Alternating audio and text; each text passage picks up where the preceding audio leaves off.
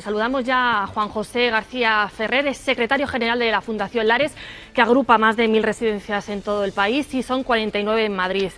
Los protocolos, Juan José, las residencias han cambiado. ¿Hay miedo ahora mismo ante estos nuevos rebrotes que estamos ya viendo?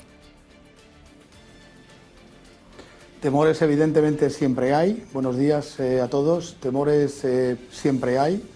Desde Lares, desde la desescalada, hemos dicho que los planes tenían que recoger medidas concretas y específicas para proteger el sector más vulnerable y más frágil, que era el que vivía en las residencias de mayores. Y desde el principio hemos dicho que ni en las autorizaciones por parte del Gobierno de España a las comunidades autónomas, ni luego en general por parte de estas, se han adoptado todas las medidas que eran necesarias al respecto.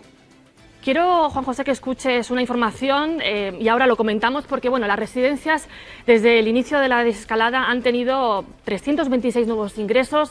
Hay miedo entre las familias, muchos dicen bueno, que dudan si llevar o no a los centros a sus familiares. Sara, cuéntanos. 326 mayores han ingresado en algunas de las 475 residencias públicas y concertadas de la Comunidad de Madrid tras su reapertura a nuevas incorporaciones a finales del mes de mayo. Son datos de la Consejería de Políticas Sociales, sobre todo mayores que estaban en puestos prioritarios de la lista de espera de la comunidad, en la que a finales de junio había casi 6.500 personas. En la primera semana solo entraron 26 mayores, pero poco a poco han ido aumentando en número. Reconocen desde una de las patronales, AMADE, que agrupa alrededor de 200 centros privados, que hay miedo y mucha precaución entre las familias de los ancianos, pero desde esta patronal aseguran que se cumplen las medidas de seguridad necesarias, que se hacen PCRs antes de entrar y que todos los trabajadores tienen equipos de protección individual. Sin embargo, asociaciones de familiares como Platicmare dudan de que los centros estén realmente preparados. Dicen que falta personal y que también falta formación para todo ese personal. Juan José, te traslado esta información. No sé si estáis notando ese miedo justificado de las familias a la hora de llevar a sus familiares, a sus seres queridos a las residencias. ¿Se está notando ya, por ejemplo, esos ingresos o personas que a lo mejor se los habían llevado a casa, no han vuelto de momento a los centros? A ver, en primer lugar, el sistema de dependencia en nuestro país está en líneas generales bloqueado. Y esto es lo primero que hay que decir a la sociedad. Está bloqueado porque no funciona de manera correcta todavía los sistemas administrativos habituales. El procedimiento del sistema de dependencia es un procedimiento muy burocrático y cuanto más burocrático es, y algunas comunidades por ser más garantistas muchas veces generan una burocracia excesiva, pues todavía el colapso es mayor. Hay comunidades que se van mejorando las entradas de nuevos usuarios y sobre todo, más que de nuevos usuarios, un dato que es sangrante, y es que en nuestro país solamente para residencias de mayores hay pues, más de 35.000 personas esperando poder acceder a una residencia de mayores antes de esta crisis. Están muriendo 65 personas cada día en nuestro país esperando una plaza de una residencia de mayores en sus casas. Es decir, y cuando alguien quiere ir a una residencia, pues es porque está en una situación muy límite, o porque su entorno familiar no le puede atender, o porque está en unas condiciones de soledad y de exclusión que le hacen necesario tener un entorno de estas características. Y esto se está obviando por completo. Es decir, un efecto del COVID es la gente que muere en su casa esperando a tener servicios a través de los cuales se les atiende. La ayuda a domicilio no funciona tampoco con normalidad. Y esto lo hemos dicho desde el principio, necesitamos muchos recursos en el sistema de dependencia, sabemos que la educación es importante, sabemos que mejorar muchas condiciones en el ámbito sanitario es importante, pero perdónenme, la dependencia sigue siendo el patito feo en nuestro país. La dependencia, las personas mayores, las personas que necesitan el apoyo de terceros, siguen siendo las grandes castigadas en toda la política que se hace en nuestro país. No sé si porque no salen en sillas de ruedas no pueden salir a las calles. No sé si porque a la hora de votar ejercen más o menos el derecho al voto. No lo sé, pero la realidad es esa. Y esto no lo ha solucionado. Se transfieren dinero a las comunidades autónomas y ¿sabe usted cuánto va para dependencia? 0 euros. ¿Sabe cuánto las comunidades autónomas hacen para apoyar el sector? Absolutamente nada.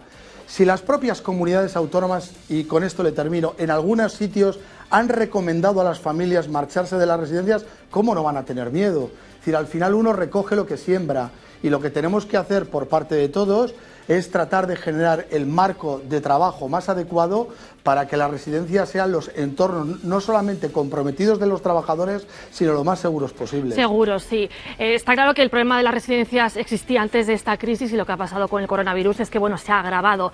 A mí lo que me preocupa, Juan José, es que me da la sensación de que no hay un protocolo establecido común, que cada comunidad autónoma o incluso cada residencia pues está haciendo un poco lo que puede. No sé si se ha establecido algún protocolo, se han dado algunas indicaciones, porque estamos viendo que ya hay rebrotes incluso en residencias, por ejemplo en Lleida o aquí en Madrid, que se prohibieron incluso las visitas. A mí me da la sensación de que no hay un protocolo común, no sé, el mando único ya ha acabado, es verdad, pero a lo mejor algunas indicaciones generales para todas las residencias. No sé si se ha establecido algo.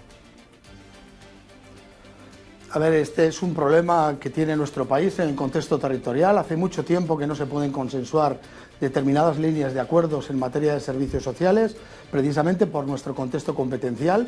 Es una buena noticia que el Inserso haya abierto unos grupos de trabajo para intentar, como mínimo, generar planes de contingencia comunes en todas las comunidades autónomas y no que cada una vaya por libre. Sé que se ha puesto una agenda de trabajo para todo el verano muy importante con los directores generales.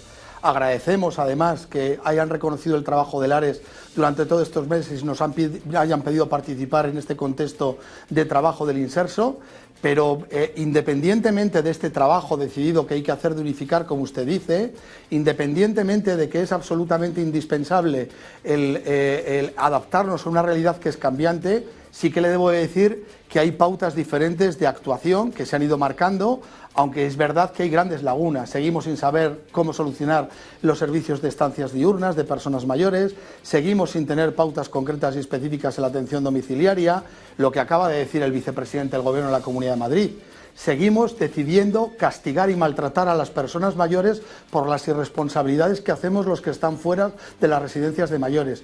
Porque lo que pasa en las residencias, el bicho, y perdóneme la expresión, entra desde fuera. Nuestras irresponsabilidades hacen que ellos sean castigados sin poder tener visitas y aislados en habitaciones de 15 metros cuadrados. Y mientras esto no cambie en nuestra mentalidad, el que no podemos estar castigando al colectivo más frágil permanentemente por las irresponsabilidades que cometamos fuera de las residencias, seguiremos generando una dinámica de maltrato, y permítame esta expresión, separando la palabra maltrato a nuestras personas mayores en nuestro país.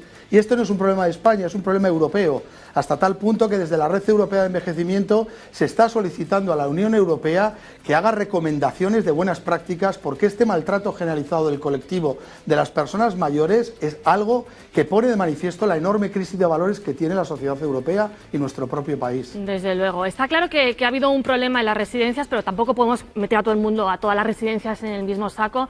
De hecho, y quiero que lo escuches, la Conferencia Episcopal se ha posicionado, defiende las residencias, eso sí pide que se investigue si se han utilizado esos criterios de edad para priorizar unos pacientes sobre otros a la hora de derivarlos a los hospitales. Lo escuchamos. Necesitamos la verdad de lo que ha ocurrido, la verdad en que en un momento en el que el desbordamiento ha obligado a hacer, si vale esta expresión, racionamientos. Ha habido que racionar los recursos escasos.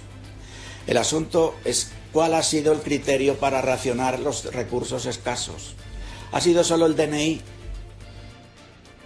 Bueno, piden que se investigue qué criterios se han seguido, y eso es precisamente, Juan José, lo que piden muchas familias, ¿no? Que se sepa cómo se ha actuado, los protocolos que se han seguido, porque en muchas ocasiones lo que denuncian es que no se les ha dado explicaciones, que ni siquiera a veces les decían cómo había fallecido su madre o su padre. Bien, en primer lugar, es decir, yo creo que hay que tener empatía con las familias, hay que ponerse en el lugar de ellas. Es una situación muy dura. Circunstancias, el como no poderse despedir de un ser querido, el no haber tenido el nivel de empatía suficiente como para poder haber dado unas trayectorias de información desde el ámbito sanitario suficiente. Es decir, creemos que estas cosas no pueden volver a suceder. En nuestro país da igual que haya, en unos sitios estaba escrito y en otros sitios han sido órdenes verbales. La realidad es que en todas las comunidades autónomas donde ha habido un colapso sanitario, se ha producido decisiones y se han realizado decisiones de priorizar a grupos de población que no eran precisamente las personas mayores. Y esto es consecuencia, y permítame, esta es la punta de un iceberg de algo que se viene produciendo desde hace muchísimo tiempo en nuestro país. y es la desidia y la falta de responsabilidad del sistema público de salud respecto a los servicios sociales y respecto a los derechos de las personas que son atendidas en los servicios sociales. Porque la forma que se ha venido siempre intentando resolver es generar una privatización del sistema público de salud, obligando a las residencias a contratar el personal médico y sanitario que los propios centros de salud debían de poner a disposición de las residencias, intentando generar situaciones de ahorrarse camas y atenciones hospitalarias desde las propias residencias. Y esto con el consentimiento de toda la sociedad, de todo el mundo, con un contexto en el que parecía que nadie podía decir esto, y esto se viene produciendo sistemáticamente en nuestro país, y se genera en este momento la cortina de humo de parecer que lo que ha fallado son las residencias. No, las residencias tienen que cambiar por muchas cosas, porque tienen que ser hogares, y tienen que parecerse cada vez más a los hogares. Pero no tienen que cambiar por la pandemia. Por la pandemia lo que tiene que cambiar es el sistema público de salud en nuestro país, que es incorrectamente generador de desigualdades, incorrectamente generador de deficiencias con los más frágiles y particularmente con las personas mayores, porque está intentando, y esto lo tiene que saber la sociedad, si queremos una sanidad pública y gratuita para todos, los primeros para nuestros mayores, que son los que más la tienen. Y por lo tanto, no me vale un modelo en donde vaya pensando que mi patrimonio del presente debe de servir para salvaguardar con dinero mío personal mis cuidados cuando soy mayor. Y este es el modelo al que el sistema público, los gerentes de los hospitales y los gerentes del sistema sanitario en nuestro país nos están llevando. Este es el problema de fondo que tenemos y la falta de un pacto de Estado para la sostenibilidad de nuestro sistema sanitario. Lo demás, permítame, cortinas de humo. Juan José García Ferrer, de Fundación Lares, muchas gracias. Tú mismo lo has dicho, las residencias son hogares y al final a todos nos gusta vivir tranquilos y seguros en nuestras casas.